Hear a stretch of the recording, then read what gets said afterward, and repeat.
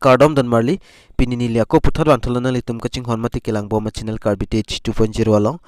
lapen aprang sika dukawe nili channel kelang ara duana basta me nili hin pen Kardom pajiriglo Kardom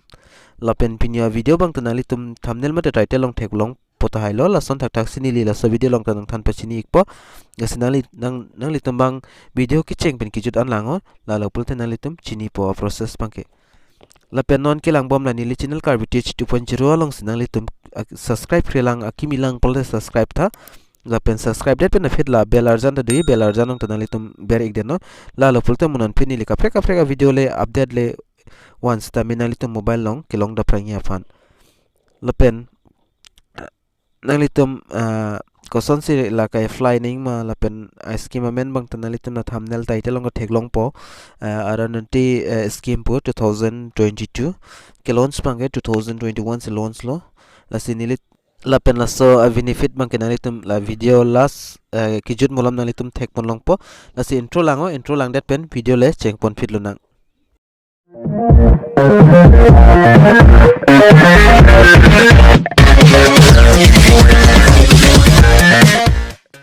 aprang sinang litum mobile long Chrome browser ta kaprek borders tadi jong si Chrome ave pulte kaprek browser pen dami dena la Chrome potok di la Chrome long dami ko nang litum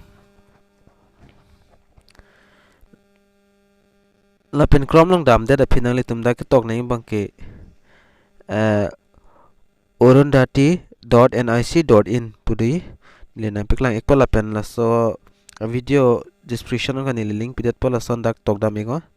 nang litum dak tok dam det pen alam sing hong ik chen no ing hong ik chet pen son interface mat arjana chiklang ik pon nang litum atheng no la pen dak tok bangke asamis penang se okhomia penang se tok si ni li bang dak asamis bang al an pore thego es tamen ni lin nampik lang pon po koson se fly ning mapu nalitum la dak aprang sinalitum la desktop size jong sinalitum semar melang polta dak thayar janong de dak ber igra nalitum la ber la desktop size pudi la son dak tik deno tik mat pideno la lo polta nalitum la son pathe la pen pa bime po nalitum ka fill up hi bang joy kepo la pen nalitum dak ke thom option di la pipini tong ni li bang pore thekte la sina pore pipelo la sinalitum kedam ning bangke nili nampik lang pon topo la dak le ber dam ingo la thakba dak ber dam det pena fin nalitum atheng no form mate kapre ka page na chukuli po la pen chingpu po la pen la dak la son dak da pipini talks da meni lila la pu area side bang la choice social community pulang nalitum dak pen choice pon ingo nalitum dak chi tribes communities do la pen others do la pen nanglitum jong se other t tribes communities pen pulote dak ber igo la sadim ber igo la pen others pulote others ber igo la pen da finalitum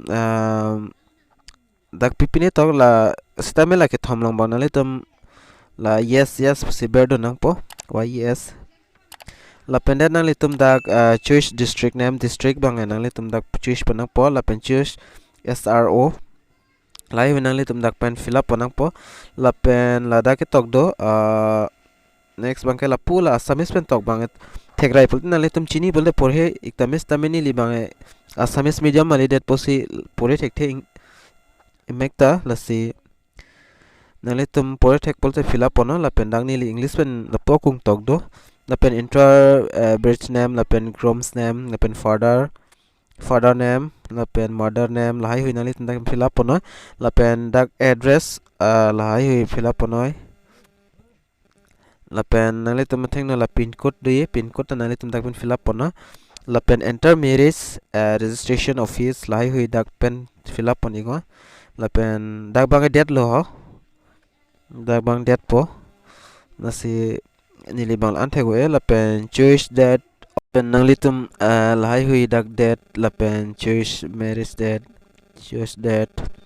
la hai choice date la hai hui choice no la pen email id la pen mobile number hai nanglitum dak pen fill up pono la pen madule la asamis pore thek pulote nanglitum Assamese pen porhek deno os non bang English chibang elo yo mane nili video bunai bang mon otobek dam jimat non English chibang lo dag nili nang piklang pon ik pon non English pen chibang hon la pen social community nivel income la pen is your marriage registration under a special marriage act 1954 lahai hoinali tamda yes biduna it is your first marriage la pen yes la pen have you passed at least it's SSLC or equivalent exam lahai hoi la pen district name la pen sub register office SRO lahai hoinali tamda pen fill up duna la pen applicant branch name la pen groom name la pen father name mother name address pin code lahi wi ating lo dak la pen marriage of date of marriage of Sulemage lahi wi nani tum fill up no la pen date of birth groom la pen email ID la pen mobile number la pen la pokung bangem dak bank account details sai hui pi no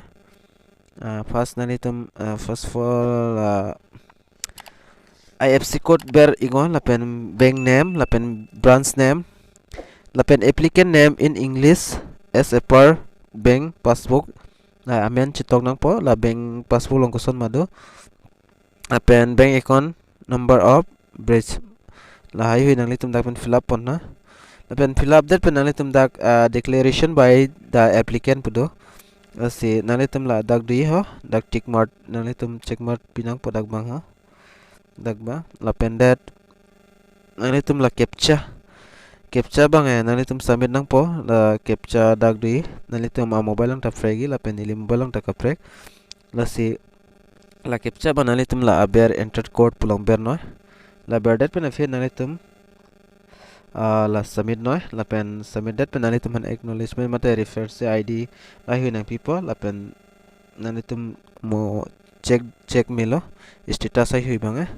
la pen amu bang da Assamese pen si chetok la made nili video streamer bom hot auto back made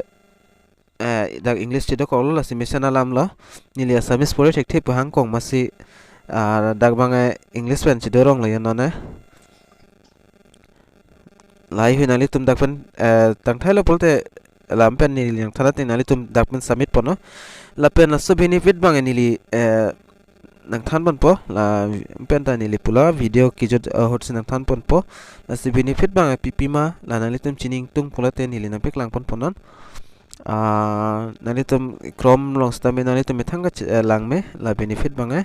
la pen dak search or type web address plot to la si kitok nam ning bang kenali tum ARUNDHATI benefits tok dam la tok det penali tum thing na chiklang po dak details bang na chiklang po hong ik channel la hello details la ya benefits bang ke dak dolo the benefits of auditing the Assam ARUNDHATI scheme is the explained as follows. The scheme grants benefit to provide gold at marriage that will be of 1 tola gold per 10 grams la an penali tum jawla polte da 38,000 la an san long po la se la nali tum ta chini po la benefit bangke apply don ning hang tum apply don tame la pen pinya video long bange lan chotlo la si apply ning hang tum apply don na la pen video lo nali tum thek pon long pota hai lo Koson son se apply ning ma mate Koson son se fill up ning ma lahai hui la pen la so scheme pi benefit ma lahai hui ta nali tum chini pota hai lo la pen chini lang pol nali tum nang mithang mobile pen nali tum mithang mobile pen nali tum lang damo details hai hui bange odak do thai lo la sening hang tum apply dun ta me la so scheme bang la pen video jong se lang misen pol te nali tum la so video share ik tha la pen la video ke lang pen jong se pipine chokche mane thek the do pol nili fan comment long sta me nar jutame la pen WhatsApp long stame na humri iktame la si non 500 bang ke atumi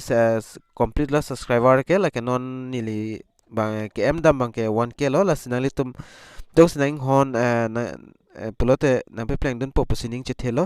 la si nali tum majir project pi mate kadu ka ve Karbi long rat do on pan stame la so channel amen la pen hai hui nali tum share ik tha jong si ching hon do pulte la si mo next video log le chitong nang dume thak me ente kardom